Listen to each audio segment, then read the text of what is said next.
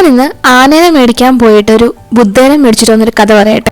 ഇവിടെ അടുത്തൊരു അമ്പലത്തിലൊരു പരിപാടിക്ക് പോയിട്ടുണ്ടായിരുന്നു കേട്ടോ. അവിടെ കാർത്തിക വിളക്കിനോടനുബന്ധിച്ച് എന്തോ ഒരു പരിപാടി നടക്കുന്നുണ്ടായിരുന്നു. അങ്ങനെ അത് കൂടാൻ വേണ്ടി പോയതായിരുന്നു കേട്ടോ. അവിടെ അമ്പലത്തിൽ വരുന്നവർക്ക് ഫുഡൊക്കെ അറേഞ്ച് ചെയ്തിട്ടുണ്ടായിരുന്നേ.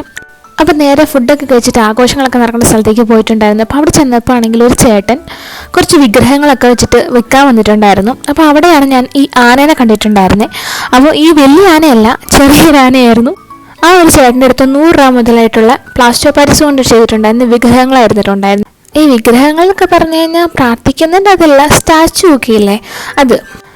പക്ഷേ അവിടെ ചെന്നപ്പം ആനയ്ക്ക് ഭയങ്കര വലുപ്പമാണെന്നും നമ്മുടെ വീട്ടിൽ വയ്ക്കാൻ സ്ഥലമില്ലാന്നും അമ്മ പറഞ്ഞു. അപ്പോൾ ഞാൻ ചെന്നതല്ലേ, കുറേ ആച്ചെന്നെ ബുദ്ധിമുട്ടിപ്പിച്ച് കുറേ നോക്കിയതല്ലേ എന്ന് ഓർത്തിട്ട് ഇതൊരു ബുദ്ധനെ അങ്ങ് മേടിച്ചു കേട്ടോ. അങ്ങനെയാണ് ആന മേടിക്കാൻ പോയിട്ട് ബുദ്ധനെ മേടിച്ചിട്ട് വന്നത്.